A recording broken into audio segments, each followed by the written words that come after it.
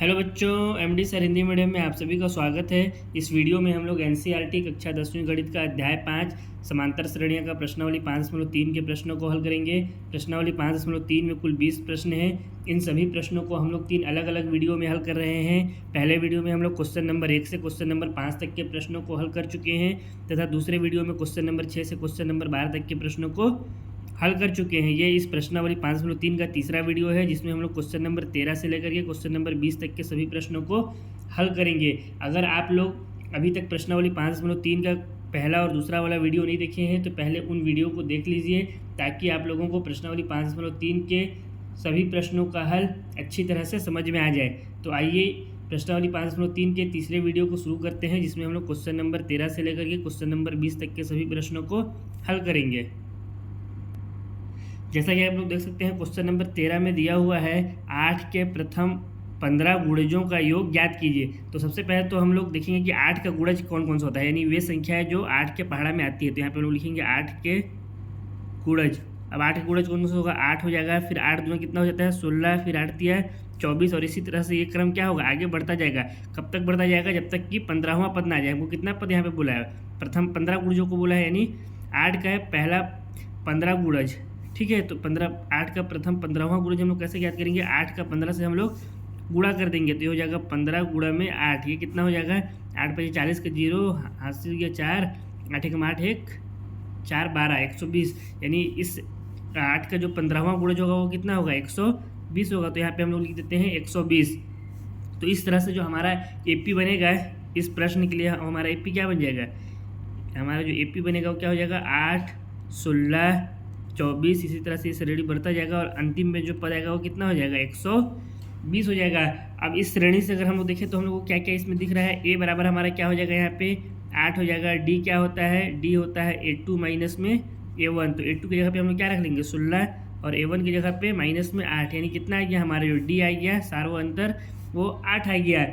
अब इसमें से हमको क्या दिख रहा है, एन भी हमको यहाँ से मिल जाएगा। एन कैसे मिलेगा, हमको कितना बोला है प्रथम 15, यानी यहाँ पे एन हमारा क्या आ गया 15 हो गया। इस जो श्रेणी में टोटल 15 पद हैं और इसमें से हमको क्या मिल जाएगा, इसमें हमको ए एन भी मिल जाएगा। ए एन मिलेगा ना, आखिरी पद इसमें कितना है 120 है। हमारा ए एन क्या होता है आखिरी पद ही होता है, तो ए एन की जगह पे हम लोग रख देंगे 120। अब इसमें हमको ज्ञात क्या करने के लिए बोला है, योग ज्ञात करने के लिए बोला है। तो योग का तो फॉर्मूला क्या होता है एस एन करके ही होता है।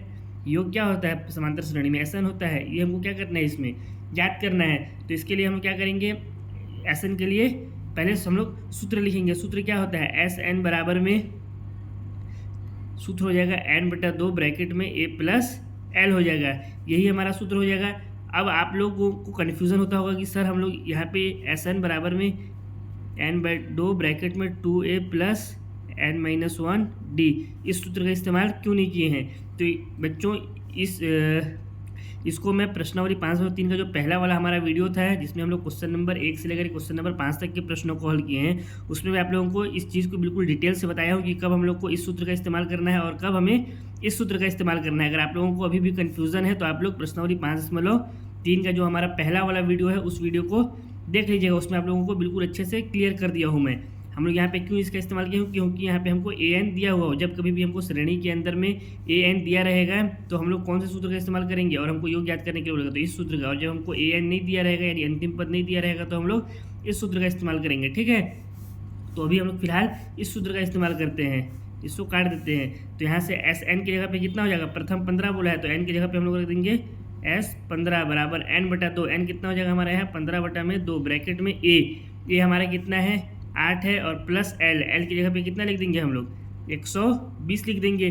क्यों हम लोग 120 लिखे हैं, क्योंकि क्या होता है एल किसके बराबर होता है ए एन के, और ए एन हमको कितना दिया है यहाँ पे 120 दिया हुआ है। अब इसको हम लोग हल कर लेंगे तो कितना हो जाएगा हमारा, इसको ऊपर कर देता हूँ, यहाँ से हमारा आ जाएगा S15 बराबर 15/2 गुणा में 120 प्लस 8 कितना हो गया ये 128। अब ये 2 से 128 कट जाएगा, कितने बार में कटेगा 2 छक्का 12 2 चौको 8 64 बार में। तो हमारा S15 यहाँ से कितना आ गया 15 गुणा में 64, 15 × 64 करेंगे तो कितना आ जाएगा 15 × 64 करेंगे तो ये हो जाएगा 960। कितना हो जाएगा 960, यानी हमारा जो S15 का वैल्यू आया वो कितना आ गया 960 आ गया। यही हमारा इसमें क्या हो गया उत्तर हो गया। यहाँ पे हम लोग लिख भी देंगे अतः 8 के प्रथम 15 गुणजों का योग कितना हो जाएगा? 960 होगा। अब हम लोग क्वेश्चन नंबर 14 को हल करते हैं। क्वेश्चन नंबर 14 में दिया हुआ है 0 से 50 के बीच की विषम संख्याओं का योग ज्ञात कीजिए। तो सबसे पहले 0 से 50 के बीच में संख्या कौन कौन सा आता है? अगर हम लोग देखें तो कौन कौन सा संख्या आ जाएगा? 1 2 3 4, यहाँ से लेकर के कहाँ तक चल जाएगा? हमारा पूरा 50 तक चल जाएगा। अब इसमें हमको क्या बोला है? इसके बीच का कौन सा संख्या लेना है? हमको सिर्फ विषम लेना है। इसमें तो एक हमारा विषम है, 2 सम है, फिर 3 विषम है, 4 सम है। इसमें सम विषम दोनों संख्या आ रहा है। तो इसमें अगर हम लोग 0 से 50 के बीच का विषम संख्या देखें तो यहाँ पे लिख देते हैं 0 से 50 के बीच की विषम संख्या। तो हमारा विषम संख्या क्या हो जाएगा? 1 3 5 7, इसी तरह से एक क्रम चलता जाएगा और आगे अंत में कितना आ जाएगा? हमारा लास्ट कौन सा है? 50 है। अब 50 क्या है? हमारा सम संख्या है। तो इससे पहले क्या आता है? 49। तो ये हमारा क्या हो जाएगा? विषम संख्या। 0 से लेकर के 50 के बीच की जो विषम संख्या क्या क्या हो गई? 1 3 5 7, और अंतिम पद जो इसमें आ गया है वो कितना आ गया है? 49 आ गया है। तो हमारा यहाँ पे जो AP बनेगा इस प्रश्न के लिए, क्वेश्चन नंबर 14 के लिए, वो AP क्या बन जाएगा?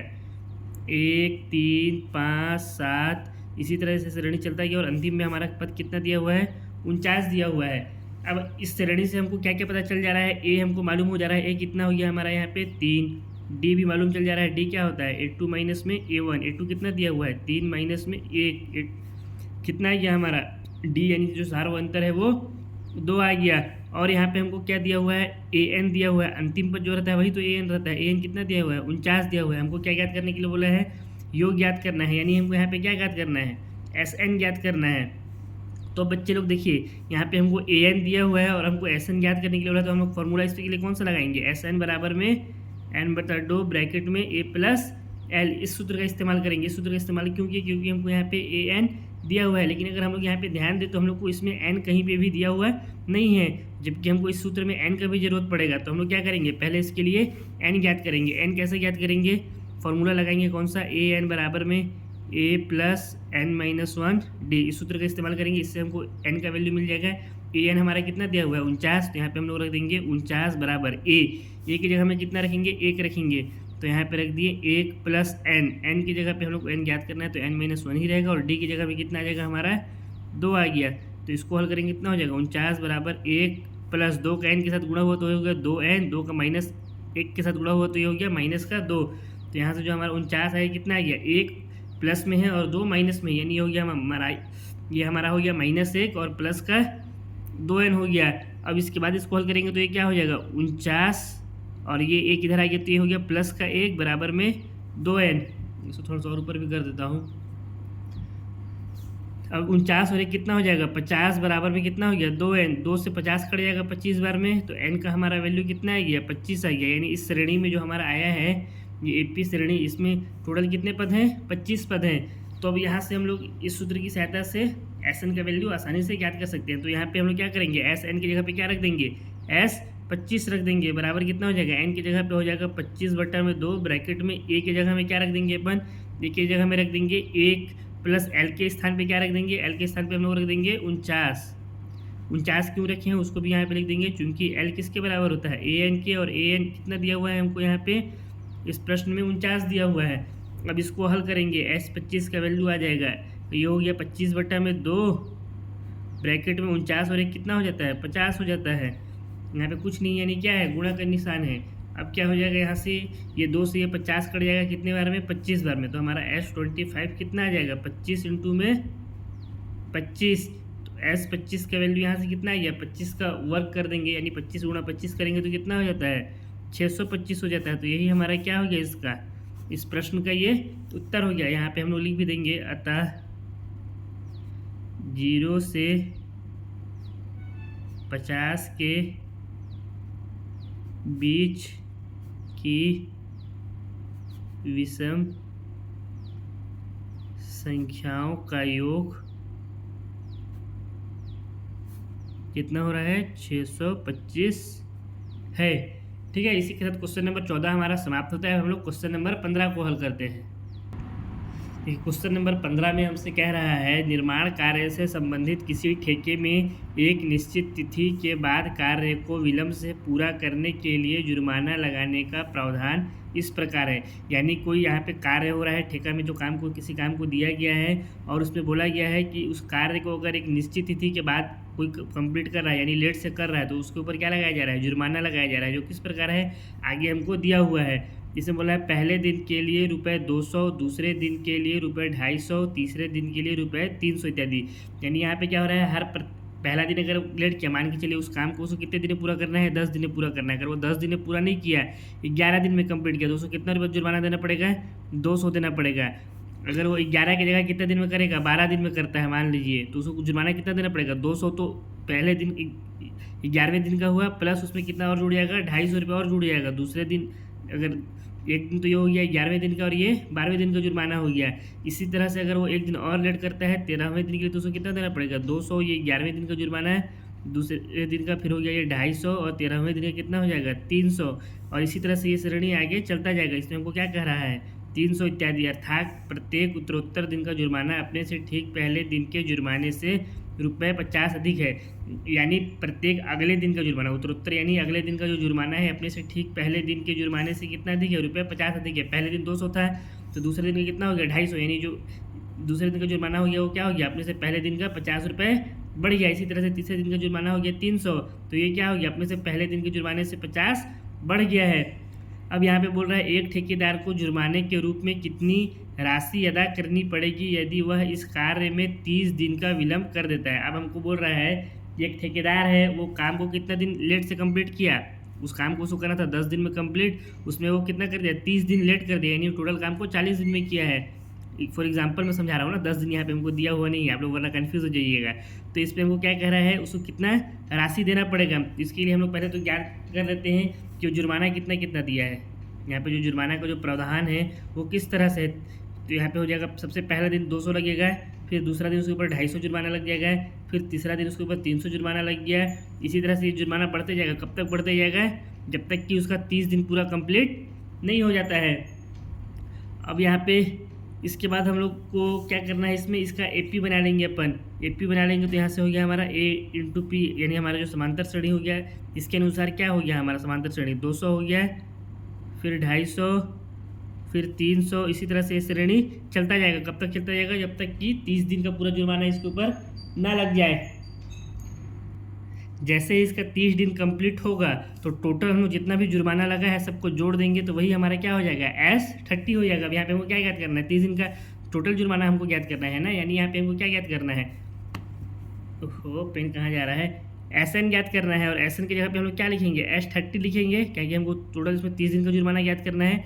ये हमको यहाँ पे याद करना है, इसलिए इसको हम लोग क्वेश्चन मार्क कर दिया। अब इस श्रेणी से हमको क्या क्या पता चला है, A हमको मिल गया, A कितना हो गया, पहला दिन का जुर्माना 200 दिया हुआ है, और हमारा D कितना आ जाएगा, सार्वअंतर D हमारा हो जाएगा A2 माइनस में A1, यानी 250 में से हम लोग क्या करेंगे, 200 को घटा देंगे तो D हमारा कितना निकल के आ गया, 50 निकल करके आ गया। और यहाँ से हमको क्या पता चल गया है, यहाँ से हमको N का वैल्यू भी मालूम चल गया। इस प्रश्न से ही क्या बोला है, प्रश्न में हमको 30 दिन का जुर्माना, यानी N हमारा कितना हो गया, 30 हो गया। तो हम लोग क्या करेंगे, SN ज्ञात करने के लिए जो हमारा सूत्र होता है उस सूत्र का इस्तेमाल करेंगे। तो यहाँ पे इसको थोड़ा सा ऊपर कर देता हूँ। हमारा सूत्र क्या हो जाएगा, SN बराबर में N/2 ब्रैकेट में 2A + N-1D, यही फार्मूला हो जाएगा। यहाँ पे हम लोग SN की जगह पे ये फार्मूला हम लोग क्यों इस्तेमाल किए, SN/2 ब्रैकेट में A + L। हम लोग इस सूत्र का इस्तेमाल इसलिए नहीं किए क्योंकि हम लोगों के पास यहाँ पे AN का वैल्यू नहीं दिया है, सिर्फ किसका वैल्यू दिया हुआ है, N का वैल्यू दिया हुआ है, वरना हम लोग इस सूत्र का इस्तेमाल करते हैं। अब यहाँ पे हम लोग मान रख देते हैं, जो हमको यहाँ पे मान दिया हुआ है। SN की जगह पे क्या रख देंगे हम लोग, S30 रख देंगे। तो यहाँ पे हो गया S30 बराबर में N की जगह पे हो गया 30/2 ब्रैकेट में 2A, यानी 2 गुणा में A हमारा कितना आया है, यहाँ से 200 आया है, तो ये हो गया 200 + N की जगह पे क्या हो जाएगा हमारा 30 हो गया, माइनस का 1, और D हमारा कितना आया है, 50 आ गया है। अब इसको हल कर देंगे तो कितना हो जाएगा, S30 बराबर 2 से ये 30 कट जाएगा 15 बार में, तो यहाँ हो गया 15 ब्रैकेट में हो गया 2 गुणा में 200, कितना हो जाएगा ये 400 हो गया, प्लस 30 - 1 करेंगे तो ये हो गया 29, गुणा में कितना दिया हुआ है, 50 दिया हुआ है। अब इसको आगे हल कर देते हैं, S30 का वैल्यू आ जाएगा, ये हो गया 15 ब्रैकेट में ये हो गया 400 प्लस 29 का 50 से गुणा करेंगे तो कितना हो जाएगा, यहाँ पे कर लेते हैं तुरंत हम लोग। 29 इंटू 50, 5 नवा 45 का 5 हासिल किया 4, 5 दूना 10, 4 14 और ये हो गया 0, 1450 हो गया ये। अब इसके बाद यहाँ से S30 बराबर हम लोग लिख देंगे 15 गुणा में ये कितना हो गया 400 और 1450, ये हो गया 1850 हो गया। 15 का जब हम लोग 1850 से गुणा करेंगे तो कितना आ जाएगा, आप लोग गुणा करिए और कमेंट में बताइए फट जल्दी से जल्दी। S30 का वैल्यू हमारा आ जाएगा 27,750, कितना आ जाएगा 27,750 आ जाएगा। यही क्या हो गया इस प्रश्न का उत्तर। तो हम लोग इसको यहाँ पे लिख भी देते हैं। अतः ठेकेदार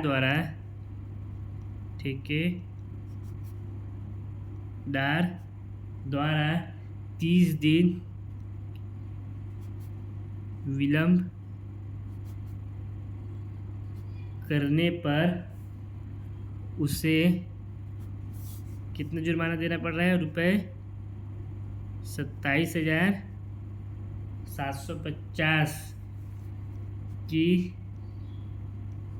राशि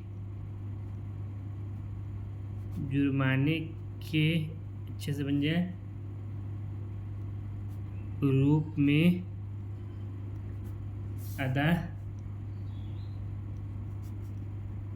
करनी पड़ेगी। ये हमारा हो गया क्वेश्चन नंबर 15 का उत्तर। अब हम लोग क्वेश्चन नंबर 16 को हल करते हैं। क्वेश्चन नंबर 16 में दिया हुआ है किसी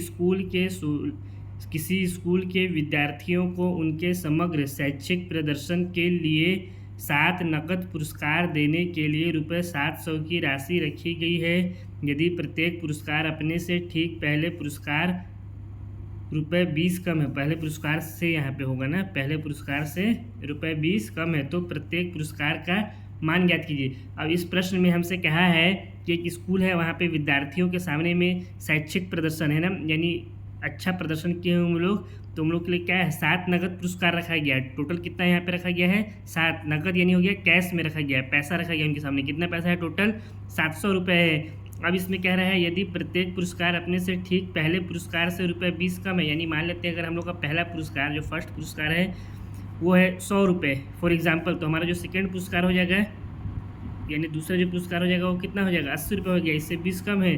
तो इसी तरह से हम टोटल कितने पुरस्कार हैं 7 पुरस्कार हैं, हमको यहाँ पे क्या कह रहा है रुपये 20, तो प्रत्येक पुरस्कार का मान ज्ञात कीजिए। हमको यहाँ पे क्या करना है पहला पुरस्कार का कितना कीमत है, इसी तरह से दूसरा का भी कितना कीमत है, ये तो हम लोग माने थे 100 और 80 समझाने के लिए आप लोग को लिखा था, ठीक है।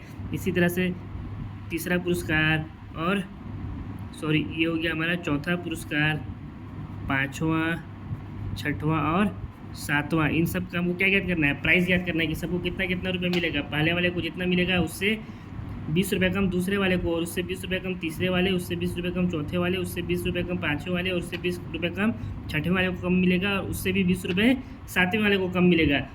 ये हमको यहाँ पे प्रश्न में बता दिया है। तो यहाँ पे हम लोग लिखते हैं माना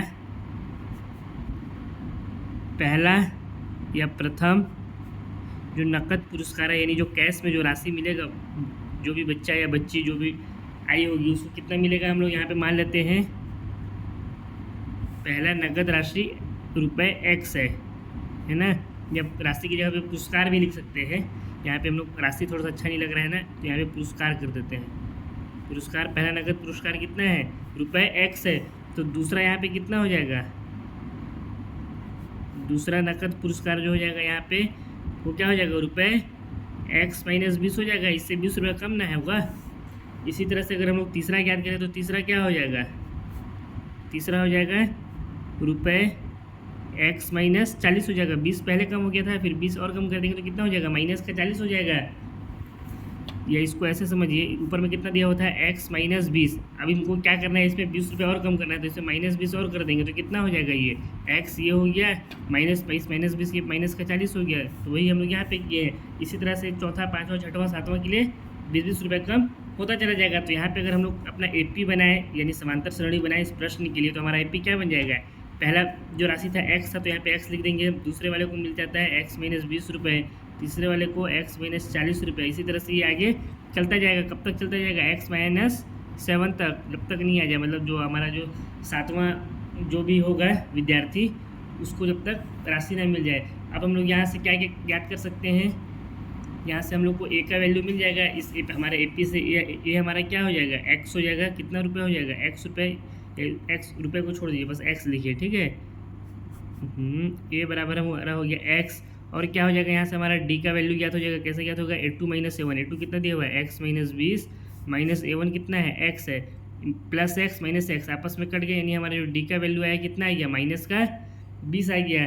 और हम लोगों को यहाँ से क्या ज्ञात हो सकता है, एन का वैल्यू भी ज्ञात हो सकता है। एन बराबर कितना हो जाएगा, 7 हो जाएगा। क्यों होगा, क्योंकि प्रश्न में ही हमसे कितना बोला था, टोटल कितने नकद राशि यानी नकद पुरस्कार है, 7 है। तो हम लोग यहाँ पे एन की जगह पे क्या रख देंगे, 7 रख देंगे। और हमको यहाँ पे क्या दिया हुआ है, एस एन भी तो दिया हुआ है, यानी S7 का वैल्यू भी दिया हुआ है। कितना दिया हुआ है, 700 दिया हुआ है। हमको क्या बताया, टोटल राशि 700 रुपये है, जिसको हम लोग कितने लोगों में डिवाइड कर रहे हैं, यानी कितने लोगों को हम लोग दे रहे हैं पुरस्कार को, 7 लोगों को दे रहे हैं। तो हमारा SN भी दिया हुआ है और एन भी दिया हुआ है। तो अब हम लोग क्या करेंगे, इस ए का वैल्यू यहाँ पे ज्ञात कर देंगे कि ए की जगह पे क्या आ जाएगा। इस आधार पे हम लोग जितने भी पुरस्कार दिए जाएंगे, सातों का पुरस्कार का राशि हम लोग यहाँ से ज्ञात कर सकते हैं। तो यहाँ पे हम लोग लिखेंगे सूत्र बराबर SN बराबर n/2 ब्रैकेट में 2a प्लस ब्रैकेट में n-1 डी। यहाँ पे हम लोग इस सूत्र का इस्तेमाल क्यों किए, क्योंकि हमको यहाँ पे n दिया है, ना कि an दिया है। अब यहाँ पे हम लोग SN की जगह पे क्या रख सकते हैं, S7, और S7 कितना दिया हुआ है, 700। तो यहाँ पे हम लोग डायरेक्ट लिख देते हैं 700 बराबर n की जगह पे हो जाएगा 7/2 ब्रैकेट में 2a, यानी 2 गुणा में a की जगह में कितना हो जाएगा, x plus n-1 D. n हो गया हमारा 7 माइनस 1, और d का वैल्यू कितना आया है, माइनस का 20 आया है। तो ये हो गया हमारा यहाँ से 700 बराबर 7/2 ब्रैकेट में 2 का x के साथ गुणा हो गया, तो ये हो गया 2x प्लस 7 माइनस 1 हो गया 6, और 6 का जब हम लोग माइनस 20 के साथ गुणा करेंगे तो कितना हो जाएगा, माइनस का 120 होगा। यही होगा ना। अब इसके आगे इसको हल कर लेते हैं, ये हो या इसके नीचे ही कर लेते हैं ना। 700 बराबर 7/2 ब्रैकेट में 2x माइनस में 120, यही होगा। अब इसके बाद इसको थोड़ा सा ऊपर पहले कर देता हूँ मैं। यहाँ से हम लोग क्या कर सकते हैं, इस वाले पद में अगर हम लोग देखें तो ये 7/2 हो गया हमारा ब्रैकेट में। यहाँ से हम लोग इस 2 को कॉमन ले सकते हैं, यहाँ भी 2 है और यहाँ 120 है, 2 के पहाड़ा में 120 भी आता है, तो 2 कॉमन ले लें तो अंदर हमारा क्या बच गया, x बच गया यहाँ पे, और यहाँ पे कितना हो गया, माइनस का 60 हो गया। ये 2 से ये 2 कट जाएगा, तो हमारा यहाँ से कितना आ गया, 700 बराबर में 7 का x के साथ गुणा हो गया, तो ये हो गया 7x माइनस 7 का 60 के साथ गुणा हो जाएगा, तो कितना हो जाएगा, 7 गुणा में 7, 7 छक्का हो जाता है 42, यानी कितना हो गया 420, और यहाँ पे माइनस में दिया हुआ है तो ये कितना आ जाएगा, माइनस का 420, तो ये हो गया 420 माइनस में। अब यहाँ से क्या करेंगे हम लोग, 7x को इस तरफ छोड़ देते हैं और इस माइनस 420 को इस तरफ ले आते हैं, तो ये कितना हो जाएगा, 700 पहले से दिया हुआ था, ये हो गया प्लस का 420। 700 प्लस 420 कितना हो जाता है, 700 में 420 को जोड़ेंगे तो 1120 हो जाएगा, बराबर ये हो गया 7x। अब इसके बाद 7 से 1120 को हम लोग क्या करेंगे, काट देंगे, भाग दे देंगे, तो कितना आ जाएगा, 7 एकम 7, 4 बचा, 7 छक्का 42, और ये हो गया 0, यानी x का जो वैल्यू आ गया वो कितना आ गया, 160 आ गया। इसका मतलब क्या हुआ कि हमारा जो पहला प्राइस होगा वो कितना हो जाएगा, 160 रुपये हो जाएगा, क्योंकि हम लोग क्या माने थे, जो पहला हमारा जो पुरस्कार था, राशि था, वो कितना था, 100 रुपये था। तो यहाँ पे हम लोग नीचे इसको लिख भी देते हैं, जो हमारा फर्स्ट पुरस्कार आएगा वो कितना आ जाएगा, 160 रुपये आ गया। यहाँ पे आगे रुपये भी लगाना मत भूलिएगा, ठीक है। इसी तरह से जो हमारा सेकेंड राशि आ गया, यानी जो सेकेंड पुरस्कार आ जाएगा वो कितना हो जाएगा, इसमें से 20 रुपये हम लोग माइनस कर देंगे, यानी ये हो गया 140। थर्ड वाला कितना हो जाएगा, इसमें 20 रुपये और माइनस कर देंगे तो ये हो गया 120। इसी तरह से फोर्थ वाले का भी आ जाएगा, यहाँ पे जो हमारा फोर्थ वाला जो पुरस्कार राशि होगा वो कितना हो जाएगा, रुपये 100 हो गया है। इसी तरह से फिफ्थ वाले का भी आ जाएगा, फिफ्थ वाले का कितना आ जाएगा, फिफ्थ वाले का आ जाएगा 80 रुपये। इसके बाद सिक्स वाला जो हमारा छात्र या छात्रा जो भी होगी उसको कितने रुपये मिलेगा, उसको मिल जाएगा 60 रुपये, यहाँ पे रुपये लगाना मत भूलिएगा। और जो हमारा जो सबसे आखिरी जो स्टूडेंट होगा जिसको नकद राशि मिलेगा यानी नकद पुरस्कार मिलेगा वो कितना हो जाएगा, रुपये 40 हो जाएगा। तो इसको हम लोग क्या श्रेणी में क्या लिख सकते हैं, यहाँ पे हम लोग इसको लिख भी सकते हैं, अतः पुरस्कारों का मूल्य, पुरस्कारों का मूल्य कितना कितना हो गया, यहाँ से मूल्य 160, 140, 120, 100, 80, 60 और 40। ये हो गया हमारा इस प्रश्न का उत्तर। अब हम लोग क्वेश्चन नंबर 17 को हल करते हैं। क्वेश्चन नंबर 17 में दिया हुआ है, एक स्कूल के विद्यार्थियों ने वायु प्रदूषण कम करने के लिए स्कूल के अंदर और बाहर पेड़ लगाने के बारे में सोचा।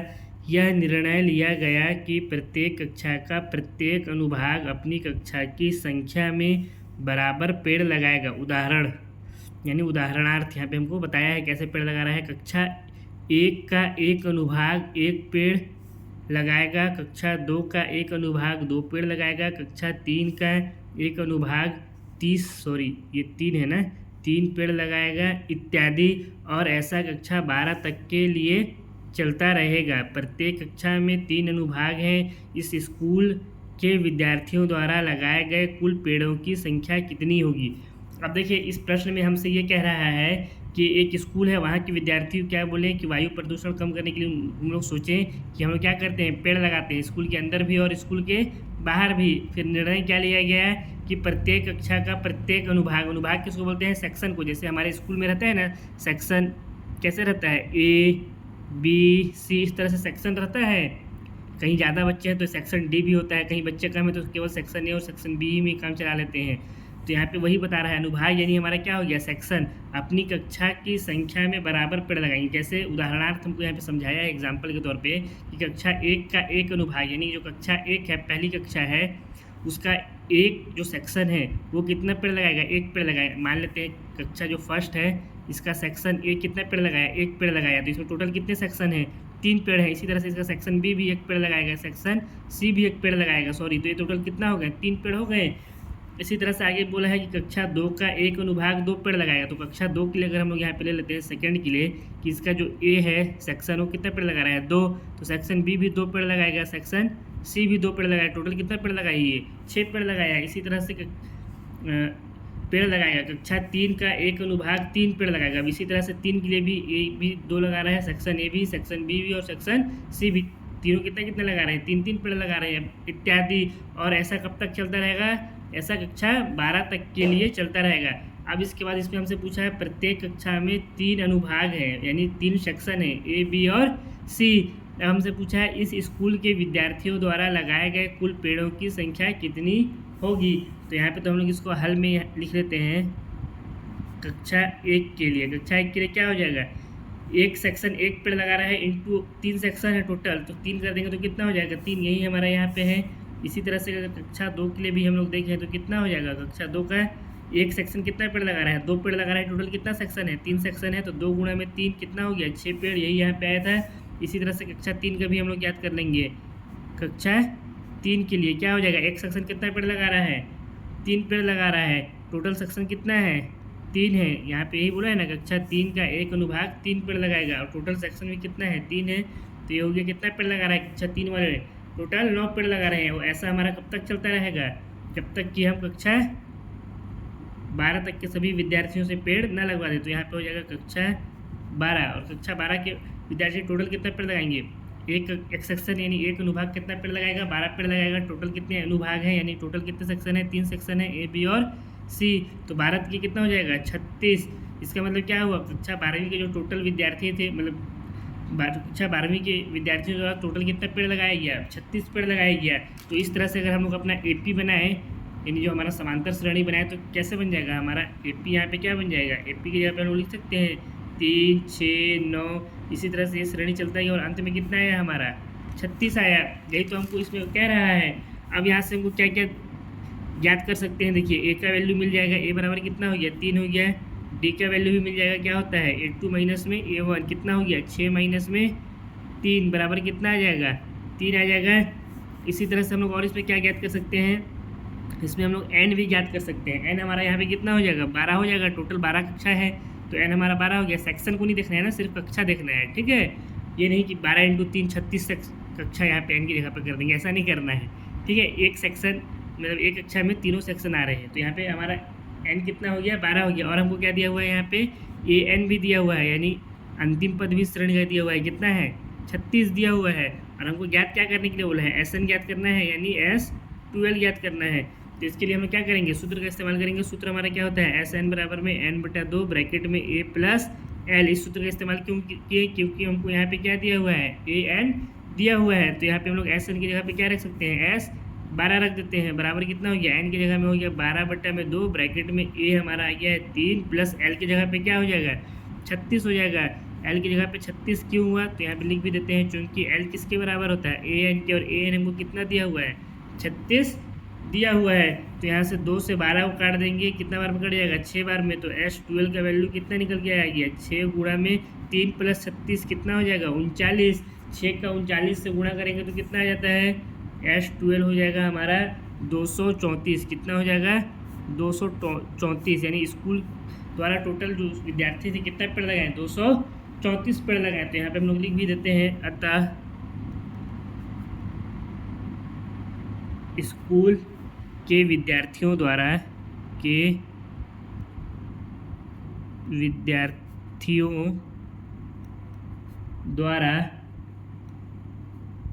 कुल 234 पेड़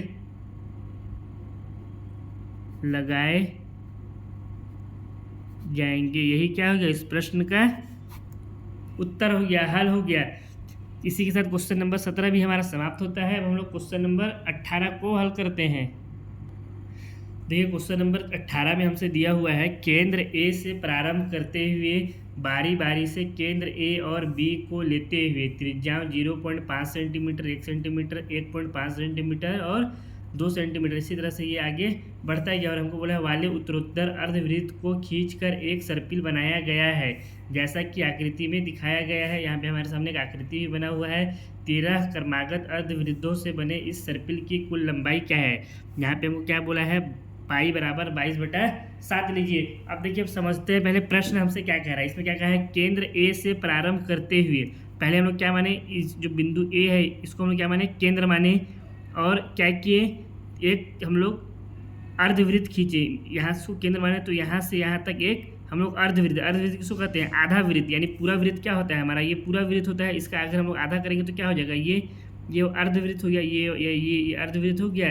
तो हम लोग इसको खींचे, और इसमें जो त्रिज्या है वो कितना है, 0.5 सेंटीमीटर। मतलब यहाँ से लेकर के यहाँ तक की जो दूरी है वो कितनी है, 0.5 सेंटीमीटर है।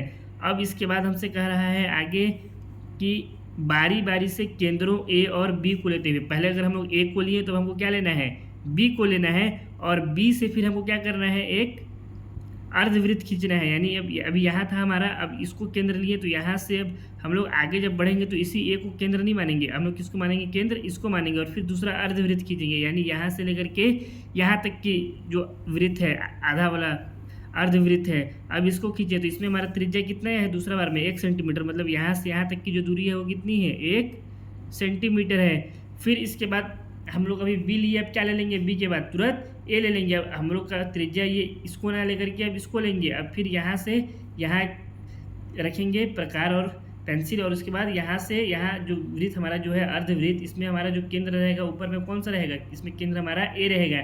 यानी यहाँ पे हमारा जो त्रिज्या है वो कितना आ जा रहा है, 1.5 सेंटीमीटर। इस ए से यहाँ तक की दूरी कितनी है, 1.5 सेंटीमीटर है।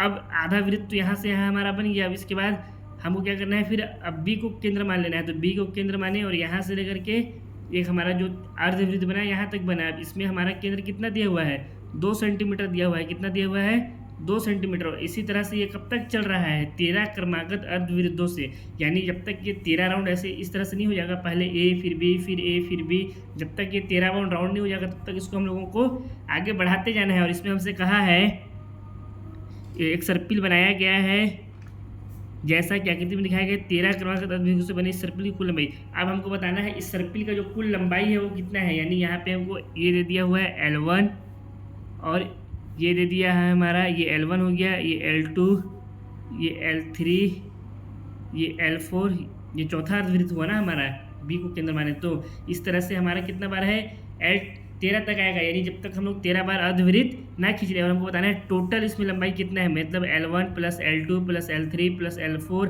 और ये चलता जाएगा कब तक, L13 तक चलता जाएगा। इसमें हमको टोटल इसकी लंबाई बताना है। अब देखिए, अब इसको हम लोग कैसे ज्ञात करेंगे। जब हमारे सामने कोई अगर वृत्त दिया रहता है और हमसे पूछता है कि वृत्त की लंबाई बताइए, तो हम लोग वृत्त की लंबाई कैसे बताते हैं? उसकी त्रिज्या से तो बताते नहीं है, ना ही उसके व्यास से। ये हमारा त्रिज्या हो गया और ये पूरा व्यास हो गया। ना ही हम लोग त्रिज्या से बताते हैं और ना ही व्यास से बताते हैं। कैसे बताते हैं? हम लोग सूत्र का इस्तेमाल करते हैं। सूत्र क्या होता है हमारा? जब हम लोग यहाँ पे मैं लिख भी देता हूँ, जब भी हम लोग को क्या ज्ञात करना रहता है? वृत्त की लंबाई ज्ञात करना रहता है, तो हम लोग कैसे ज्ञात करते हैं? सूत्र हमारा क्या होता है? वृत्त की परिधि, यही तो हमारा सूत्र होता है। यानी वृत्त का पूरा ये वाला जो भाग है, जब हम लोग इस परिधि का जब सूत्र लगाएंगे तो यही तो हमारा वृत्त की कुल लंबाई हो जाएगा ना। और वृत्त की परिधि कितना होता है? 2πr होता है। और हमको प्रश्न में क्या बोला है? प्रश्न में हमसे कहा है अर्धवृत्त के बारे में। तो अगर हम लोग वृत्त की लंबाई की जगह पे अर्धवृत्त की लंबाई ले लें, अर्धवृत्त की लंबाई, तो ये किसके बराबर हो जाएगा? ये हो जाएगा अर्धवृत्त की परिधि के बराबर।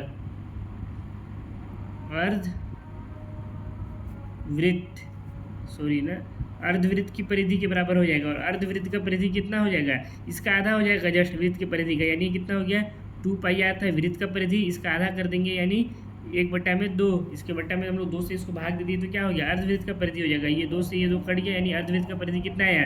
पाई गुणा में r आ गया। ये अर्धवृत्त का परिधि हो गया। तो यहाँ पे टोटल कितने अर्धवृत्त हैं? 13 अर्धवृत्त हैं। ये तो L1 है। तो अगर हम लोग 13 बार अर्धवृत्त का परिधि ज्ञात कर लेंगे तो हमारा क्या हो जाएगा? ये जो टोटल जो सर्किल है इसका हमको लंबाई यहाँ से मिल जाएगा। तो इसको हम लोग यहाँ पे लिख भी लेते हैं। थोड़ा सा इसको और ऊपर कर लेता हूँ। ये हमारा क्या है? अर्धवृत्त का लंबाई का सूत्र है, अर्धवृत्त का परिधि के बराबर होता है। तो यहाँ पे पहला जो हमारा अर्धवृत्त है, पहले अर्धवृत्त की परिधि, पहले वाले के लिए क्या हो जाएगा? पहला वाला अर्धवृत्त क्या है? यहाँ से लेकर के यहाँ तक है। तो इसमें हमारा क्या हो जाएगा? पाई इंटू आर, यही हमारा सूत्र आया है, पाई इंटू आर। तो आर की जगह में क्या ले लेंगे हम लोग? आर की जगह में हमारा जो त्रिज्या है वो कितना है? 0.5। तो यहाँ पे हम लोग कर लेंगे 0.5 से गुणा। तो ये कितना हो गया? 0.5 पाई हो गया है। इसी तरह से दूसरे अर्धवृत्त का परिधि अगर हम लोग याद करेंगे, दूसरे अर्धवृत्त का परिधि, तो ये कितना हो जाएगा? 2 इंटू पाई इंटू आर, यही होगा। 2 का गुणा हो जाएगा यहाँ पे अर्धवृत्त में। तो ये कितना हो जाएगा हमारा? अरे सॉरी, 2 का गुणा थोड़ी होगा, ये दो अर्धवृत्त थोड़ी ले रहे हैं हम, तो दूसरा अर्धवृत्त ले रहे हैं। दूसरा अर्धवृत्त हमारा क्या है? यहाँ से यहाँ तक है। तो ये कितना हो जाएगा? पाई गुणा में यहाँ पे हमारा त्रिज्या क्या हो जा रहा है? L2 के लिए जो हमारा L2 जो अर्धवृत्त है इसके लिए त्रिज्या हो जा रहा है 1 सेंटीमीटर। तो यहाँ पे करेंगे गुणा 1 से, तो ये कितना आ जाएगा? पाई के 1 के साथ गुणा करेंगे तो ये हो गया पाई। इसी तरह से जब हम लोग तीसरे अर्धवृत्त का जब हम लोग परिधि ज्ञात करेंगे तो कितना हो जाएगा? Pi into R. अब तीसरा अर्धवृत्त हमारा क्या है? यहाँ से लेकर के यहाँ तक है। तो इसमें हमारा जो त्रिज्या है, इसमें हमारा त्रिज्या क्या आ रहा है? 1.5 है हमारा यहाँ पे त्रिज्या। तो यहाँ पे हम लोग क्या करेंगे? पाई का गुणा किससे करेंगे? 1.5 से। तो ये कितना हो जाएगा? 1.5 पाई। इसी तरह से एक हमारा जो चौथा भी अर्धवृत्त दिया हुआ है, तो यहाँ पे हम लोग लिखते हैं चौथे अर्धवृत्त की परिधि, ये कितना हो जाएगा? पाई इंटू आर हमारा सूत्र होता ही है। तो ये हो गया पाई इंटू आर बराबर पाई हो गया। आर की जगह पे हम लोग क्या ले लेंगे? यहाँ पे हमारा जो त्रिज्या है इस अर्धवृत्त के लिए कितना दिया हुआ है? 2 सेंटीमीटर। तो ये हो गया 2 बराबर कितना आ गया? 2 पाई आ गया। और इसी तरह से ये आगे क्या है? आगे बढ़ता जाएगा। कब तक बढ़ता जाएगा? जब तक हमारा यहाँ पे 13वां नंबर का जब तक हमारा अर्धवृत्त का परिधि ज्ञात नहीं हो जाएगा। तो भी यहाँ से हमारा जो अगर हम लोग देखें तो AP हमारा क्या बन रहा है? यानी जो समांतर श्रेणी बन रहा है, इससे हमारा AP क्या बन जाएगा? यहाँ से AP यानी समांतर श्रेणी क्या हो गया? पहला हो गया 0.5 पाई, फिर दूसरा में आ गया पाई, फिर तीसरा में आ गया 1.5 पाई, इसी तरह से फिर 2 पाई, और ये क्रम आगे बढ़ता जाएगा। कब तक बढ़ता जाएगा? जब तक कि हमारा 13वां अर्धवृत्त का परिधि ज्ञात ना हो जाए। तो अभी देखिए इस समांतर श्रेणी से हम लोग क्या क्या मिल जा रहा है? A मिल जा रहा है। A कितना हो जा रहा है? 0.5 पाई। और क्या मिल जा रहा है हमको? यहाँ से D भी मिल जा रहा है। D क्या होता है? A2 माइनस में A1। यहाँ A2 कितना दिया हुआ है? पाई दिया हुआ है। तो पाई में से 0.5 पाई को घटा देंगे। 0.5 पाई को घटा दिए तो कितना आ जाएगा? यहाँ पे पाई के साथ कुछ नहीं है, यानी कितना है? गुणा में 1 है, यानी 1 पाई से 0.5 पाई को घटा दिए तो कितना आ गया? 0.5 पाई आ गया। ये हमारा क्या हो गया? D का वैल्यू आ गया। और इसमें हमको N भी तो दिया हुआ है। टोटल कितना राउंड हमको बोला है? टोटल N 13 बार बोला है राउंड घुमाने के लिए। तो यहाँ पे हमारा N कितना हो जाएगा? 13 हो जाएगा। और हमको इसमें ज्ञात क्या करना है? SN ज्ञात करना है। यानी SN की जगह पे हम लोग क्या ले लेंगे? S13, जो कि हमको क्या करना है? इसमें ज्ञात करना है। तो इसको हम बहुत ही आसानी से ज्ञात कर लेंगे। कैसे ज्ञात करेंगे? फॉर्मूला यहाँ पे लगाएंगे हम लोग। SN बराबर में n/2 ब्रैकेट में 2a प्लस n-1 D। ये वाला फॉर्मूला लगाएं, क्यों लगाएं, क्योंकि यहाँ पे हमको एन दिया है ना कि ए एन दिया है। ए एन दिया रहता है, अगर हमको ए एन दिया रहता है तो हम लोग दूसरा फॉर्मूला का इस्तेमाल करते हैं, ठीक है। तो यहाँ से एस एन की जगह पे हमको कितना लिख सकते हैं, एस 13 बराबर एन की जगह पे हो गया 13/2 ब्रैकेट में 2 इंटू ए हमारा कितना है 0.5 पाई, तो यहाँ पे हो गया 0.5 pi plus n-1 D. N हमारा कितना है 13-1 डी का वैल्यू कितना आया है 0.5 पाई, यही आया है ना। अब इसको आगे हल करेंगे, एस 13 बराबर 13/2 हो गया, ये 2 का 0.5 से गुणा कर देंगे तो कितना हो जाएगा 1 हो गया, ये 1 इंटू पाई हो गया, यानी 1 पाई हो गया। 2 का गुणा किससे किया हम लोग यहाँ पे 0.5 से, तो 2 का 5 से गुणा करेंगे तो 10 हो गया, एक यहाँ बचा तो ये 1 आ गया, एक संख्या के बाद 10 मतलब यानी कितना है 1 ही आएगा ना, इसका आधा हो जाता है जस्ट। अब आधा से गुणा करें तो जस्ट आधा हो जाएगा, तो 2 का आधा कितना हो जाता है 1 हो जाता है, तो ये हो गया 1 इंटू पाई, यानी इसको हम लोग 1 पाई भी लिख सकते हैं। प्लस 13 में से 1 घटाएंगे तो कितना हो जाएगा, ये 12 इंटू में 0.5 पाई, तो ये कितना आ गया यहाँ से 13/2 है, तो ये हो गया हमारा 13/2 ब्रैकेट में 1 इंटू पाई हो गया, प्लस 12 का जब हम लोग 0.5 से गुणा करेंगे यानी आधा से गुणा करेंगे तो कितना हो जाएगा, इस 12 का आधा हो जाएगा, यानी कितना आ जाएगा हमारा 6 पाई हो गया ये, ठीक है। अब इसके बाद हम लोग इसको क्या करेंगे, यहाँ से हमारा हो गया S13 बराबर ये हो गया हमारा 13 और यहाँ पे कितना आ गया पाई और ये 6 पाई, टोटल कितना हो गया 7 पाई हो गया, तो ये गुणा में हम लोग कर देंगे 7 पाई और इसके बटे में है 2। अब यहाँ पे देखिए हम लोगों को प्रश्न में क्या कहा था, पाई बराबर कितना लेंगे बोला था 22/7, तो हम लोग यहाँ पे पाई की जगह पे क्या रख देंगे 22/7, यहाँ पे हो गया 13/2 गुणा में 7 गुणा में 22/7। अब ये 7 से ये 7 कट गया, इसके नीचे कुछ नहीं, यानी एक छुपा हुआ है, ये हर और ये अंश में सॉरी ये अंश और ये हर में आपस में कट गए, ये 2 से ये 22 भी कट जाएगा 11 बार में, यानी हमारा जो S13 आया वो कितना आ गया 13 गुणा में 11, 13 का 11 बार से जब हम लोग गुणा करेंगे तो कितना आ जाएगा S13 का वैल्यू यहाँ पे मैं लिख देता हूँ, S13 बराबर आ गया हमारा 143 सेंटीमीटर, यानी जो हमारा जो सर्पिल यहाँ पे दिया हुआ था इसको जब हम लोग इस तरह से ऐसे बढ़ाते जाएंगे तो जो 13वां बार का जो हमारा अर्धवृत्त बनेगा, मान लीजिए ये सर्पिल है और इसमें जो हमारा 13वां बार का अर्धवृत्त बना, यहाँ से लेके यहाँ मान लेते हैं बन गया, तो इसका जो 13वां बार का हाँ हमारा बन गया, इसी तरह से आगे बढ़ते बढ़ते तो इसका जो टोटल लंबाई होगा वो कितना हो जाएगा 143 सेंटीमीटर हो जाएगा हमारा इस अर्धवृत्त का टोटल लंबाई। तो यही हमारा हो गया इसका उत्तर, यहाँ पे हम लिख भी देते हैं, अतः 13 क्रमागत अर्धवृत्तों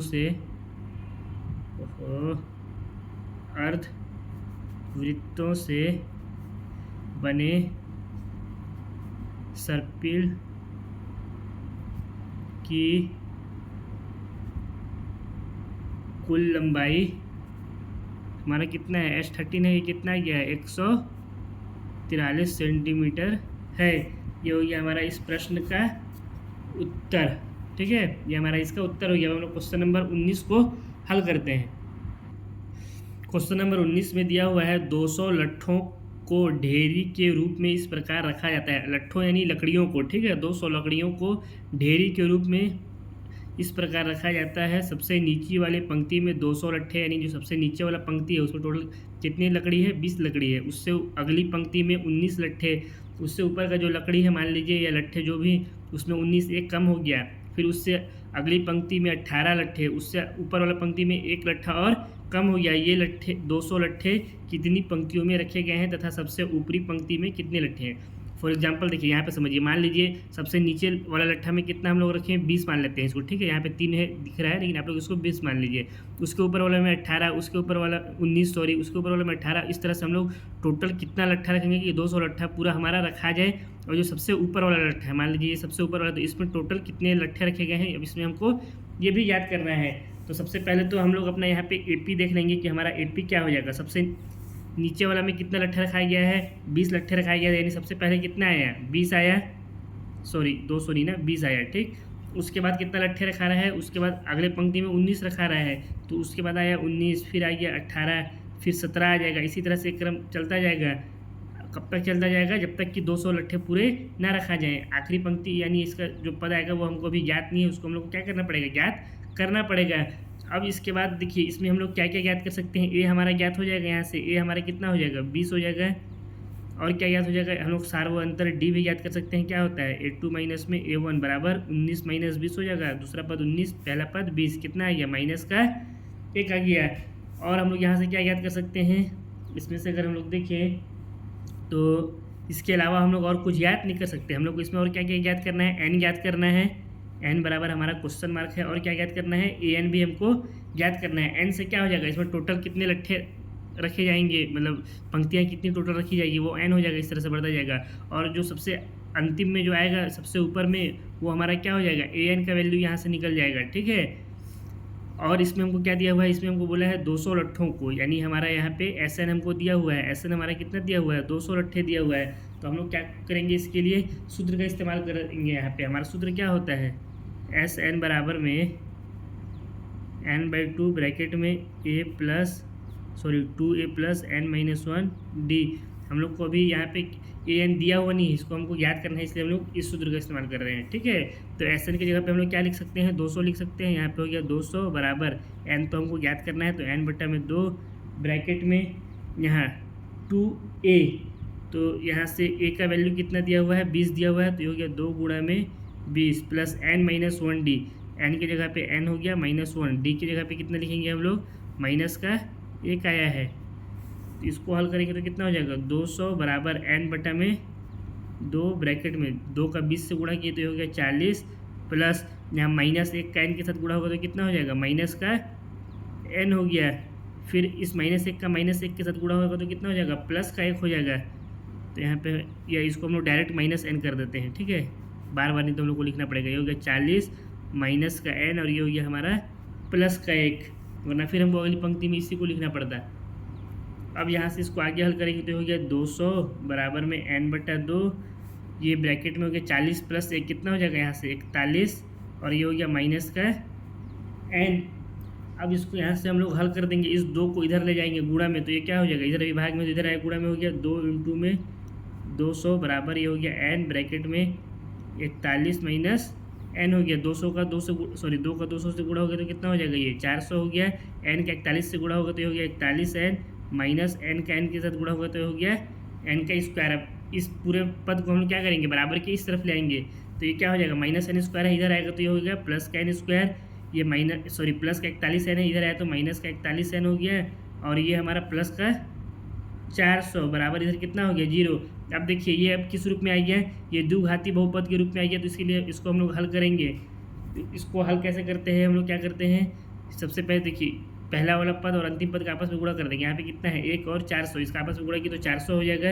अब इस 400 का हम लोग क्या करेंगे, यहाँ पे 400 का गुणनखंड याद कर देंगे तो कितना हो जाएगा, 400 को गुणनखंड करेंगे तो 2 से भाग देंगे, ये होगा 200, फिर 2 से भाग देंगे, ये हो जाएगा 100, फिर 2 से भाग देंगे तो ये हो जाएगा 50, फिर 2 से भाग देंगे, ये हो गया 25, फिर ये होगा 5 से भाग जाएगा 5 बार में, फिर 5 से भाग गया 5 बार में। अब ये आ गया जितना भी हमारा यहाँ पे सब गुणनखंड आया है 400 का, इस सब को हम लोग को इस तरह से लिखना है 2 पदों में। ये जो हमारा 41n है, इस 41n को हमको 2 ऐसे पदों में लिखना है कि जोड़ने घटाने में 41n आ जाए और गुणा करने में कितना आ जाए, 400 आ जाए। तो वो कौन सी संख्या से बनेगा, इन सारी संख्याओं से ही बनेगा। तो इसको हम लोग अब देखिए कैसे अरेंज करके लिख सकते हैं। यहाँ पे हम लोग कर सकते हैं 5 × 5, 5 × 5 करेंगे तो कितना हो जाएगा 25, और इन सब का आपस में गुणा कर देंगे, 2 दूना 4, 4 दूना 8 और 8 दूना 16 हो जाएगा ये आपस में गुणा करने से। तो 25 और 16 का अगर हम लोग गुणा करेंगे तो कितना हो जाएगा, 25 × 16 का गुणा करेंगे तो ये हमारा हो जाता है 400, और 25 और 16 को अगर हम लोग जोड़ देंगे तो कितना हो जाएगा, 25 में से अगर 16 जोड़ देंगे तो ये आ जाएगा हमारा 41। लेकिन इसको हम लोग कैसे लेंगे, इसको लेंगे -25 और इसको ही लेंगे माइनस का 16 के रूप में। तो 41 को जगह पे हम लोग इसको क्या लिख सकते हैं, n² minus 25n minus 16n plus 400 बराबर 0।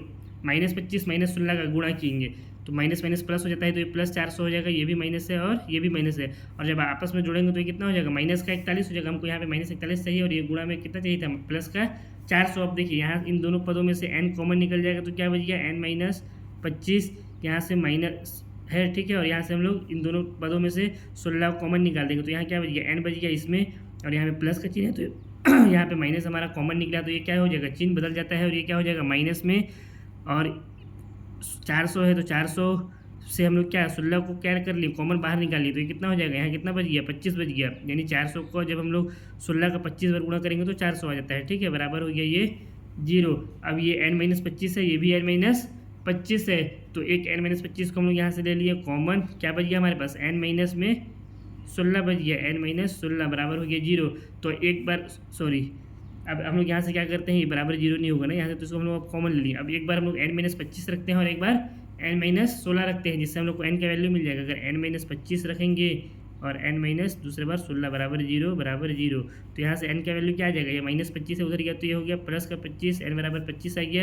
यहाँ n-16 है, 16 उधर जाएगा तो हो जाएगा प्लस में, तो ये भी n बराबर आ गया 16। अब देखिए ये भी धनात्मक है और ये भी धनात्मक है, यानी इसमें क्या हो गया, दोनों वैल्यू से क्या हो रहा है, सही हो रहा है। हम लोग को तो एक ही वैल्यू इसमें से सही होगा ना, n का ये तो 25 आएगा सही उत्तर, ये तो 16 आएगा, यानी जो हमारा जो लट रखे हैं वो 16 बार रखा जाएगा या तो फिर 25 बार रखा जाएगा, दोनों तो हो नहीं सकता है, ये तो इम्पॉसिबल हो जाएगा। तो हम लोग यहाँ पे लिखते हैं इसके लिए, ठीक है, इसके लिए हम लोग यहाँ पे लिख लिए हैं, चूंकि यहाँ n का दोनों मान धनात्मक है, 25 भी और 16 भी दोनों धनात्मक है, जिससे दोनों ही मान क्या हो जाएंगे, सही हो जाएंगे, जो कि वास्तव में क्या है, संभव नहीं है। अब दोनों तो वास्तव में संभव हो नहीं सकते हैं, तो ये सही होगा, ये तो ये सही होगा। अतः n के सही मान को ज्ञात करने के लिए हम an का मान ज्ञात करेंगे, अर्थात सबसे ऊपर के लट्ठों की संख्या ज्ञात करेंगे, जिससे हमें n का सही मान ज्ञात होगा। अब हम लोग क्या करेंगे, n बराबर 25 और n बराबर 16 दोनों के लिए क्या ज्ञात करेंगे, हम लोग an का मान ज्ञात करेंगे। an हमारा क्या होगा, सबसे ऊपर के लट्ठों की संख्या है, उसमें से देखेंगे जो मान अगर हमारा धनात्मक आएगा वही हमारा क्या होगा, इन दोनों में से n का सही उत्तर होगा। तो सबसे पहले तो हम लोग उसको हल कर लेते हैं। उसको हल करने के लिए क्या करेंगे, यहाँ पे कुछ नहीं करते हैं अपन, इसको लकीर थोड़ा सा खींच लेता हूँ मैं, और n बराबर एक बार ले लेते हैं 25 और एक बार ले लेते हैं n बराबर 16, ठीक है। यहाँ से बीच में लकीर खींच दिए। हमारा फॉर्मूला क्या होता है an का, an बराबर होता है a प्लस n-1 d, यही फॉर्मूला होता है, दोनों में लिख लेते हैं an बराबर a प्लस n-1 d, ठीक है। अब यहाँ से हमारा an ज्ञात करेंगे तो कितना हो जाएगा, an की जगह पे कितना मान रहे हैं हम लोग, यहाँ पे 25 मान रहे हैं, तो ये कितना हो जाएगा, a हमारा कितना था, a हमारा था 20 प्लस n-1 यानी 25 माइनस 1, और d हमारा कितना दिया हुआ है, -1 आया था d का वैल्यू, तो यहाँ पे हम लोग लिख लेंगे माइनस में गुणा में 1, तो ये 25 का वैल्यू कितना आ जाएगा, ये हो गया हमारा 20, और ये 25 में से 1 घटाएंगे तो हो जाएगा 24, 24 का -1 के साथ गुणा करेंगे तो कितना हो जाएगा, -24, और यहाँ पे प्लस है तो माइनस और प्लस कितना हो जाएगा, माइनस, यानी हो गया माइनस का 24, तो ये 25 का वैल्यू कितना निकल के आ गया, माइनस का 4 आ गया। अगर हम लोग अब n बराबर 16 रख करके an का वैल्यू याद करेंगे तो कितना हो जाएगा, an की जगह में हो जाएगा a 16 बराबर में a हमारा था 20 प्लस n की जगह में हो जाएगा 16 माइनस 1 और d की जगह में हो जाएगा -1।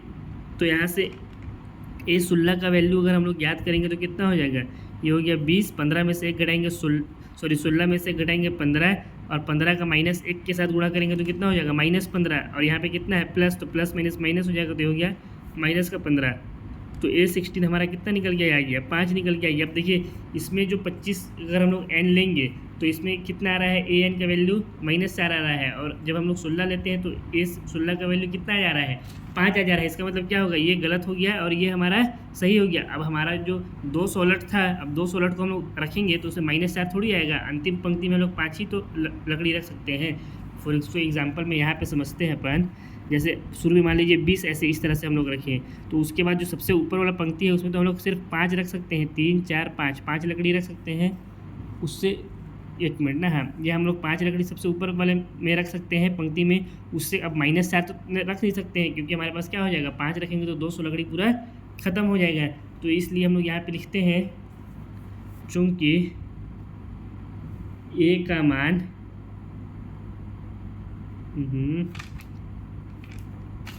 ऋणात्मक नहीं हो सकता, नहीं हो सकता है, इसलिए n बराबर 16 होगा, ना कि n बराबर 25 होगा। यहाँ पे लोग लिखते हैं, अतः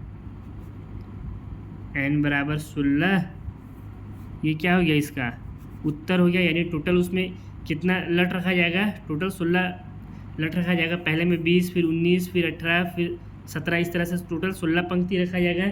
और जो सबसे ऊपर का पंक्ति रहेगा यानी जो A16 रहेगा वो कितना रहेगा 5, यानी जो सबसे 16वां पंक्ति में हम लोग जो लकड़ी रखेंगे वो कितना लकड़ी रखेंगे 5 लकड़ी रखेंगे। तो ये हो गया इसका दूसरा उत्तर। हमको 2 उत्तर यहाँ पे याद करना था, यही हमको याद करना था ना। प्रश्न में एक बार फिर से देख लीजिए, प्रश्न में क्या बोला था हमसे, सबसे ऊपरी पंक्ति में कितने लट्ठे रहेंगे, तो सबसे ऊपरी पंक्ति में 5 लट्ठे रहेंगे। और यहाँ पे क्या होता है कितनी पंक्तियों में रखे गए हैं 200 लट्ठे, तो 200 लट्ठे 16 पंक्तियों में रखे गए हैं और सबसे ऊपरी पंक्ति में 5 लट्ठे रखे जाएंगे। ये हमारा यहाँ से आ गया इसका उत्तर। इसको हम लोग यहाँ पे लिख भी देते हैं, इसका मतलब हो जाएगा अर्थात कुल 16 पंक्ति में 200 लट्ठे रखे गए हैं या रखे जाएंगे, ठीक है, कुछ भी लिख सकते हैं। और इसका मतलब क्या हो गया A16 बराबर 5, इसका मतलब हो गया सबसे ऊपर की पंक्ति में, या इसको ब्रैकेट में हम लोग 16वीं पंक्ति भी लिख सकते हैं, ठीक है, 16वीं पंक्ति में 5 लट्ठे रखे गए हैं। इसी के साथ हम लोग का क्वेश्चन नंबर 19 क्या हो जाता है, समाप्त हो जाता है। देखिए इसके लिए कुछ नहीं किए हम लोग, एक बार फिर से इसको मैं आप लोगों को समझा देता हूँ।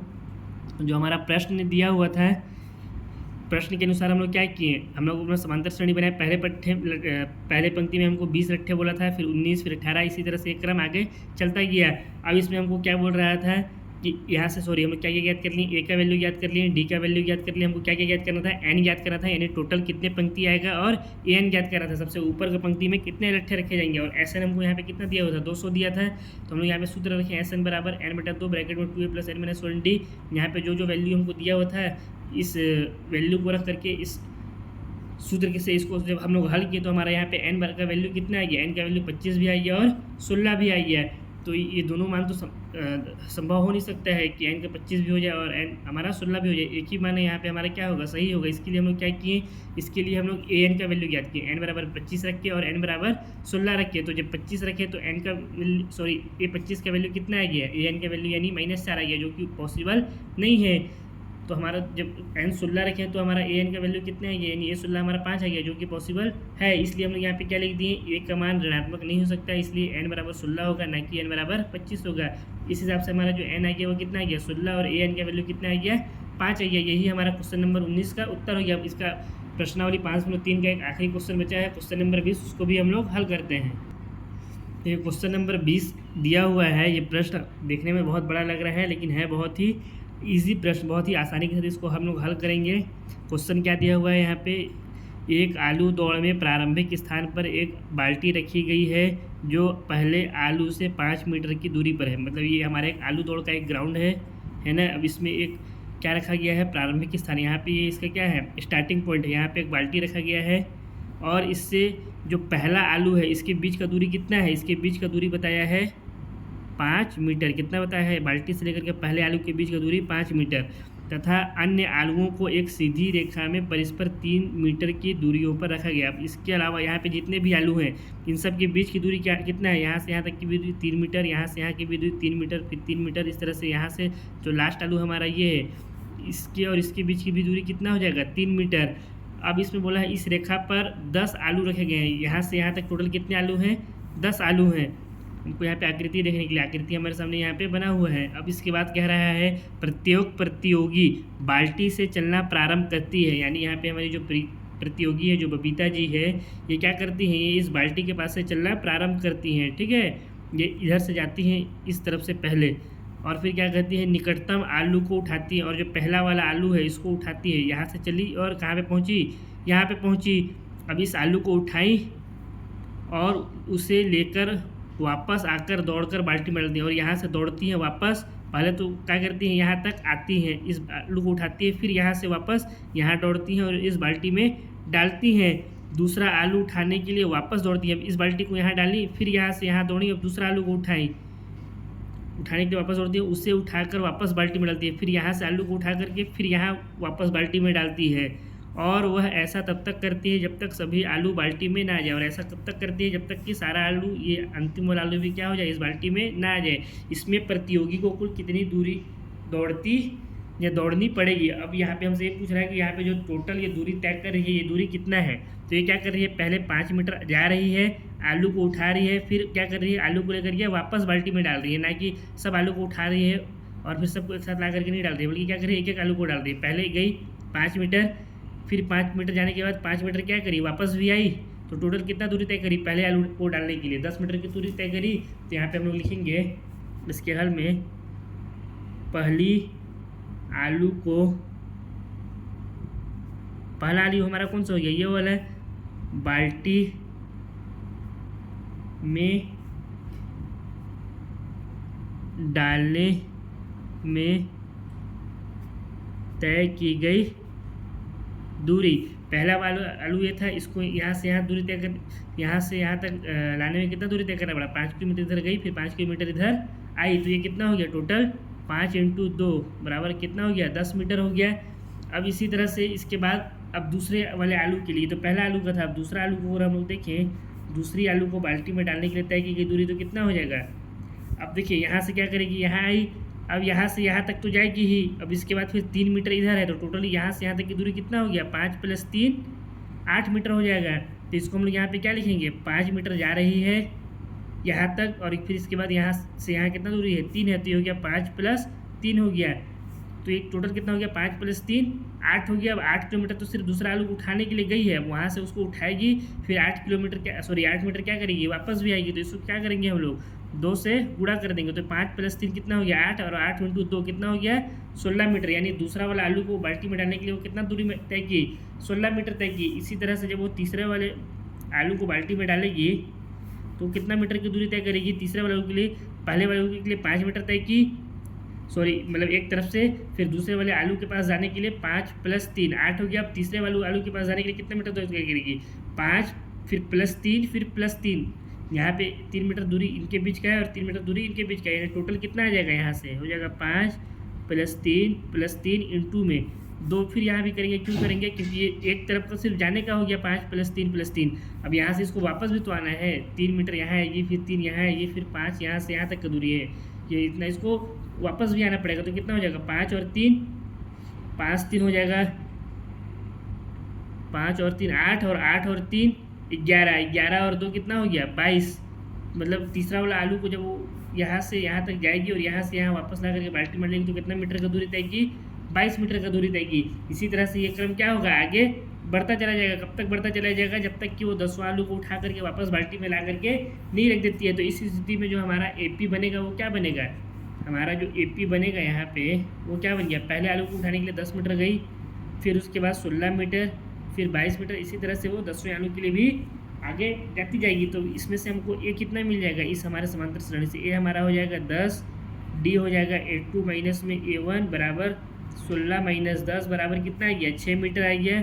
और यहाँ से हमारा N कितना हो जाएगा, टोटल कितने आलू है, टोटल 10 आलू है, तो N की जगह पे हम लोग कितना लिख सकते हैं, 10 लिखते हैं। और हमको ज्ञात क्या करना है, SN ज्ञात करना है, टोटल इसकी दूरी ज्ञात करना है। तो SN की जगह पे हम लोग लिख देंगे S10, जो कि हमको क्या करना है, ज्ञात करना है। तो हम लोग इसके लिए सूत्र रखेंगे SN बराबर N/2 ब्रैकेट में 2A प्लस ब्रैकेट में N-1 और ये D। इस सूत्र का इस्तेमाल क्यों किया, क्योंकि हमको यहाँ पे AN नहीं दिया है, सिर्फ क्या दिया है, N दिया है। तो यहाँ से SN की जगह पे हम लोग कितना लिख देंगे, S10 बराबर N की जगह पे हो जाएगा 10/2 ब्रैकेट में 2 × A की जगह में कितना आ जाएगा, हमारा 10 आ गया, प्लस N की जगह में हमारा आ जाएगा 10 - 1 और D हमारा कितना ज्ञात हुआ है, 6। तो ये हो गया 6। इसको आगे हल करेंगे तो कितना हो जाएगा, S10 बराबर, ये 10 2 से कट जाएगा 5 बार में, तो ये हो गया 5 ब्रैकेट में 2 का 10 से गुणा करेंगे हो जाएगा 20 प्लस 10 में से घटाएंगे 9, 9 का 6 से गुणा करेंगे तो कितना हो जाएगा, 6 × 9 = 54। अब इसको थोड़ा सा ऊपर उठा देता हूँ, यहाँ से हमारा जो S10 का वैल्यू आ जाएगा वो कितना आ जाएगा, ये हो गया 5 गुणा में 54 में से 20 जोड़ देंगे तो कितना हो जाएगा, 54 और 20 74 हो गया। तो 5 के जब 74 के साथ गुणा करेंगे तो क्या मिल जाएगा, हम लोग को S10 मिल जाएगा, कितना हो जाएगा 370, कितना हो जाएगा 370। ये क्या किसमें है, मीटर में, यानी ये क्या हो गया, टोटल कितने दूरी तय करेंगे, जो भी प्रतियोगी है यानी जो हमारी बबीता जी है, ये सब टोटल जितने भी 10 आलू हैं इन सभी आलूओं को उठा करके बाल्टी में लाएगी तो उस स्थिति में वो कितना मीटर का दूरी तय कर लेगी, 370 मीटर का दूरी तय कर देगी। यही हमारा क्या हो गया इस प्रश्न का उत्तर। यहाँ पे हम लोग लिख भी देंगे, अतः प्रतियोगी को सभी 10 आलू बाल्टी में डालने के लिए कुल 370 मीटर की दूरी तय करनी पड़ेगी। इसी के साथ हमारा प्रश्नावली 5.3 भी क्या होता है, समाप्त होता है इसी क्वेश्चन के साथ में। आशा करता हूँ आप लोगों को ये वीडियो पसंद आया होगा। अगर वीडियो पसंद आया तो वीडियो को लाइक करें, कमेंट करें, चैनल में नए हैं तो चैनल को सब्सक्राइब करें, साथ ही इस वीडियो को अपने दोस्तों के साथ भी शेयर करें।